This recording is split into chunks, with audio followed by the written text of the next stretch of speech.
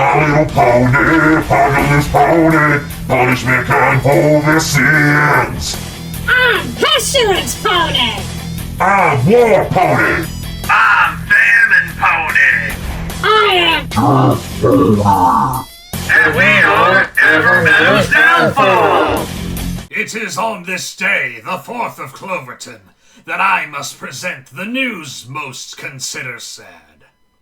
In the Dark Swamp, we met with the avatar of Baron Samedi, Tikala, former apprentice of Old Bloodhorn from Shiny Stack.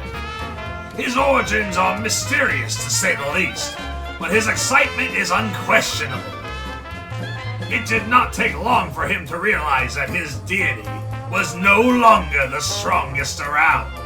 After all, 4 gods actually presented themselves at his home, showing him a future of an endless undead army, throngs of succubi to pleasure him, and a chance for even more power for him to wield. Tikala knows how to play to win. In Avalon, he compelled the Baron to ride his body as Loa-Do, through a ritual sacrifice of the captured scum who would dare oppose us, with rebellion impaling his god soul that had been weakened by a potion planted by myself that Tikala drank despite Samedi's desires, and being separated from his sacred place. The Baron dissipated into Avalon to give us much faith. Our new associate got to enjoy the splendor of paradise, and Cerulus was reunited with his sister Noir.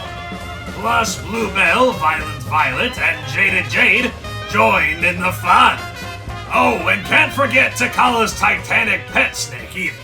With a steely determination in Vargon Liber Blood Moon's eyes, he chose a village of 3,500 on the edge of the Saltzer Desert and the former Morningstar camp, known for keeping to themselves and being a close-knit community, with large families being their most famous quality. They have lived peacefully enough with the protection of the demi-primordial born of Tempest and Vega, Tundra, and the gigantic sandworms that reside under the surface. This peace would not last, however, for I sense Vargon had reached an epiphany, one that no one could persuade him from, a realization that shook us to our core. Perhaps he felt that with one less god amongst the flock, that our powers could be wielded with great ferocity. Or perhaps he had seen what the world had become in the time of the Horsemen. Frantic, chaotic, unprepared. After all, with but less than a year left on the clock, and Asmodeus scheming in his hellhole to stop us in our tracks, not to mention the corrupted Avatar of Water, Ruin, on the hunt for him in particular after the slaughter of the Palm Isles, it seems that time is accelerating at a pace unforeseen for previous cycles. Yet may it never be said that Vargon, the former paladin of Margauge, from the forgotten home of Darkshire, was not a man of his principles and power, of confidence and bravery.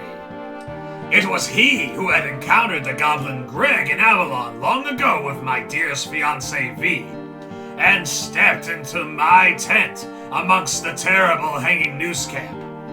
It was he who was the first to ask me for the chance to help people, which would grow to be imperial peace. It was he who slayed his enemies, the vagrants upon the streets of Holyhearth and Darkhaven, who slept on the skull of one of those who wronged him, and who destroyed and consumed the realm of pestilence itself, so that he could receive Bussy from his bug consort Festervane and his blue tiefling husband Zeus Bloodmoon. His immaculate conception of spider children shall live on in his portion of Avalon forevermore.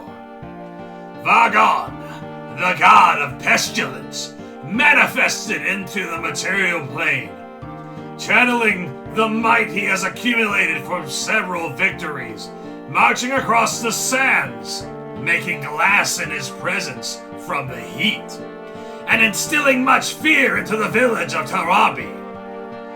You could almost taste their panic as their weapons and defenders melted in his presence.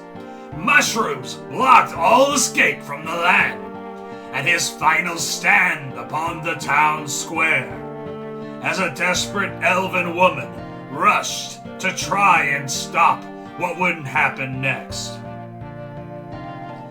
In a moment, the explosion of a mushroom cloud burst forth from within Vargon, decimating everything in his wake.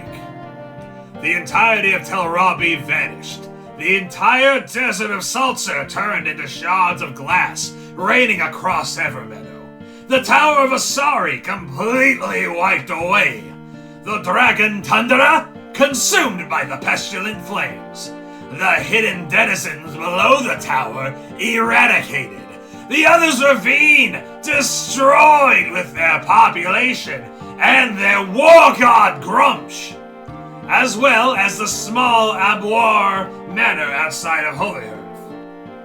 We stand in awe and reverence for the sacrifice Vargon has made on this day. I said at the beginning of this, the news would be considered sad. I say nay, for there is nothing that can measure the pride I have for my family member, my son. We will never forget what you have done for us this day, and thus, the 4th of Cloverton will always be known as Plague Mary, where the echoes of Vargon shall linger forevermore. We shall destroy Asmodeus in your honor. Oh, how did I get here? Where am I? Oh, this cannot be good.